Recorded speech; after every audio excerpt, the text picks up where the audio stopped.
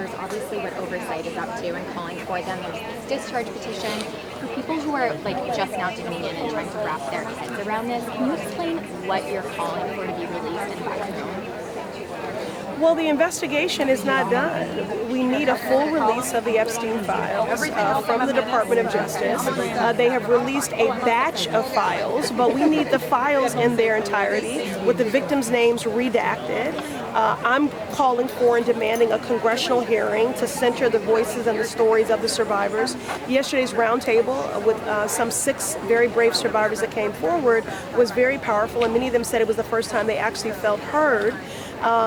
But that needs to happen and be platformed under the jurisdiction of the Committee on Oversight and Reform so we can be an efficient, effective pursuit of the truth. And then the discharge petition, again, also calling for the full release of the Epstein files. Because the investigation isn't over. We don't understand just how far-reaching, how deep this goes, who were enablers, who were complicit in this. We know some very powerful, wealthy, well-connected people enabled this, ostensibly what is a predator Ponzi scheme to feed the perversions of Jeffrey Epstein and his powerful, wealthy, and well-connected friends.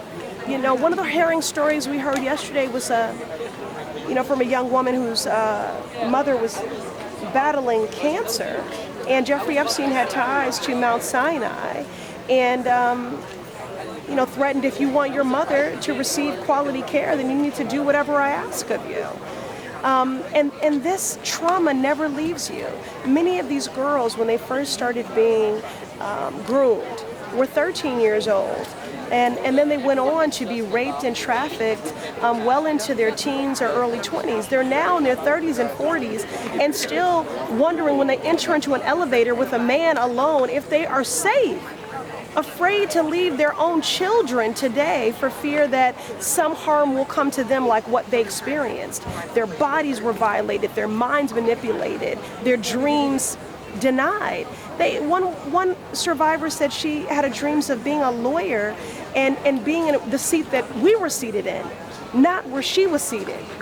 So their whole lives have been consumed with trying to heal from this trauma, trying to get this shame off their back, which was never their shame to begin with. And now many of them have become advocates. And I'm proud of them that they have turned their own pain into a purpose for themselves and others who have been victimized. But that's what's at stake. And don't forget, Virginia Jeffrey took her life. So this brave woman who was one of Epstein's victims, and then dedicated her life to fighting for justice.